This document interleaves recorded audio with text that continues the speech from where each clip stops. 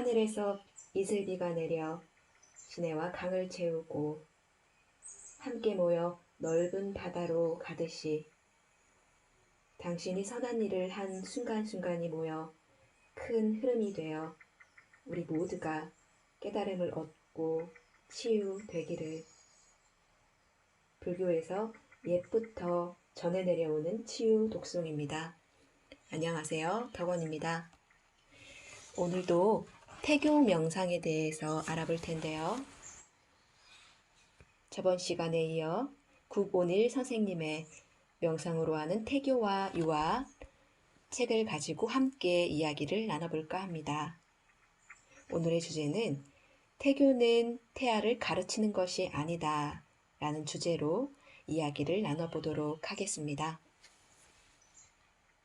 진정한 태교라는 것은 어질고 착한 영혼을 가진 사람이 태어날 수 있도록 노력하는 부모의 의지와 노력입니다.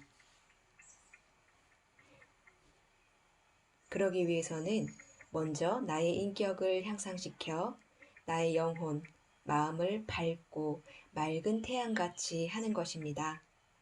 그래서 태아에게 그 태양의 빛을 받으면서 따뜻하고 조용하게 잘 자라나 자비스러운 영혼을 가질 수 있는 바탕을 마련하는 것입니다. 그런데 요즘 부모님들은 이미 정서불안의 스트레스와 욕망에 찌들어 그 태들은 이미 많이 피폐해져 있는 상태입니다. 이러한 태에서 자라난 요즘의 아이들을 보면 정말 이 나라의 장래를 짐작할 수 있습니다. 자식을 보면 부모를 알 수 있고 사원을 보면 그 회사의 미래를 짐작할 수 있으며 청소년들을 보면 그 나라의 장래를 알 수 있는 것과 같습니다. 요즘 태교가 마치 유행처럼 번지고 있는데요. 하지만 그 태교들 대부분은 표피적이고 조급증에 시달리는 현대인들을 속여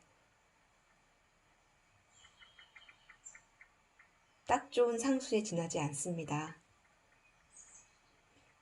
요즘 유행하는 태교 몇 가지를 살펴보면 먼저 무조건 좋다 하여 태아에게 보여주고 들려주는 일입니다. 본인은 영어에 관심도 없고 잘 하지도 못하면서 배에다 대고 영어 테이프만 들려준다고 과연 태아가 영어 천재가 될 수 있을까요? 태아는 정신적으로나 육체적으로나 엄마와 하나로 연결되어 있습니다. 엄마 자신은 불륜 스토리나 드라마를 보면서 배에다 모차르트 음악을 들려주는 일은 결국 엄마 따로, 태아 따로를 강요하는 일이나 마찬가지입니다. 10중8구 태아는 이런 엄마의 태도에 심한 스트레스를 느끼며 애정 결핍으로 가득 찬 정서가 되게 됩니다.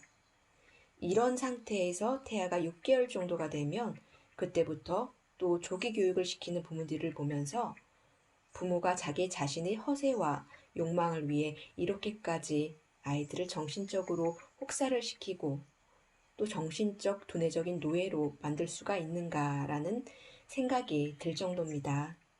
아마도 그 부모들은 이구동성으로 이야기할 것입니다. 이 시대가 그렇게 만든 것이지 내가 아니라고. 그리고 그 아이를 위해서라고.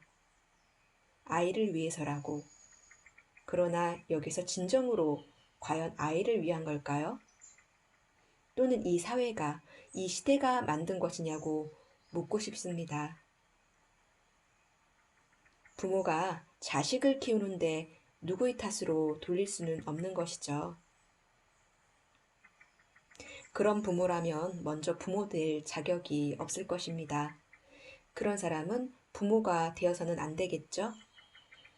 부모가 자식에게 가르치는 것은 자식이 아니라 맑고 밝고 따뜻한 영혼의 터전을 마련해주고 사회성을 키워 원만하고 부드러운 인간관계를 가질 수 있는 소질을 키워주어야 하며 넉넉한 마음의 씀씀이를 가르쳐야 합니다. 이러한 영혼의 틀이 뇌에 잔잔한 자극을 주고 이러한 잔잔한 자극이 가장 EQ와 IQ를 높이는 강한 요인이 된다는 사실을 잘 아셔야 됩니다.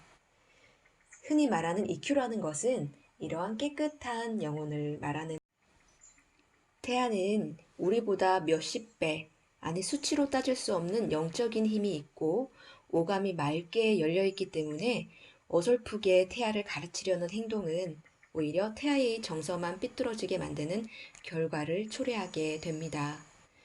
좋은 것 가르치는데 뭐가 문제냐라고 말씀하실 수 있을 텐데요. 물론 가르치는 것도 필요합니다. 하지만 그건 제대로 된 태교를 한 후에 이루어져야 하는 것들이죠. 그렇다면 제대로 된 태교는 무엇일까요? 제대로 된 태교는 부모의 인성의 밭을 잘 가꾸고 영혼을 맑게 하는 일입니다. 흙을 잘 가꾸지 않으면 땅이 비옥해지는 것을 바라고 한술 더 탄스럽고 튼실한 열매 맺기를 바라는 사람이 있다고 생각해 보세요. 이 얼마나 무지한 기대입니까? 아마 평생 땅을 일군 농부가 알면 깜짝 놀래겠죠? 농부는 열매를 바라기 전에 땅을 가꾸는데 온 정성을 다 기울입니다. 땅은 곧 생명이고 농부 자신과 일체로 생각하기 때문입니다. 태교도 마찬가지입니다. 자기 마음의 땅에서 좋은 씨앗인 이세를 키우기 위해서는 자기 마음의 땅을 가꿔야 하는 거죠. 그럼 한 사람의 마음의 땅이란 무엇일까요? 그건 자신이 과거에 쌓은 인성의 밑바탕, 즉 마음이 맑은지 탁한지 어두운지 밝은지 그리고 성품이 고든지 삐뚤어져 있는지 이 모든 인성의 바탕들이 총망라된 것들이라 할 수 있습니다. 탁하고 삐뚤어진 마음은 자석처럼 비슷한 마음으로 이끌리게 마련인데요. 그처럼 마음이 탁한 산모에게는 그와 비슷한 운명을 가진 태아가 오게 됩니다. 만약 인성이 바르지 않고 마음이 맑지 않은 산모와 태아가 욕심으로 가득 찬 태교를 한다면 태아에게는 버거운 스트레스만 안겨줄 뿐이죠. 태아는 억지로 뭔가를 배우거나 무분별한 자극을 받는 것을 절대 원하지 않을 것입니다. 태교의 중심은 어디까지나 태아여야 합니다. 부모가 욕심껏 하는 일이 절대 아닌 것이죠.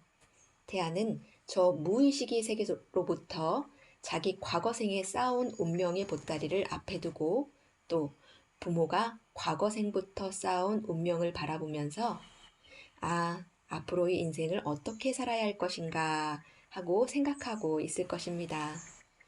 그럴 때 만약 엄마가 억지로 좋아하지도 않는 영어나 음악, 동화를 들려주며 자기 만족에 취해 딴 세상을 살고 있다면 태아는 분명 외롭고 힘들 것입니다.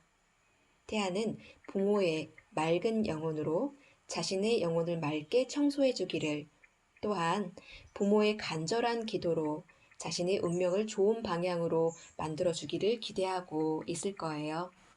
그런 태아의 마음을 읽고 도와주는 일이 태교의 시작이며 끝이어야 합니다. 그래서 어쩌면 태교는 태어날 때부터 죽을 때까지 해도 다 못다 할지도 모를 일입니다. 어떠세요? 태교의 중요성에 대해서 오늘 더 자세히 알게 되셨나요? 그래서 엄마와 아빠의 함께하는 태교가 중요한 것 같습니다. 모든 존재들이 평안하기를, 모든 존재들이 행복하기를, 모든 존재들이 고통에서 벗어나기를. 자비경의 내용입니다. 여러분의 건강과 행복을 바라드립니다. 감사합니다.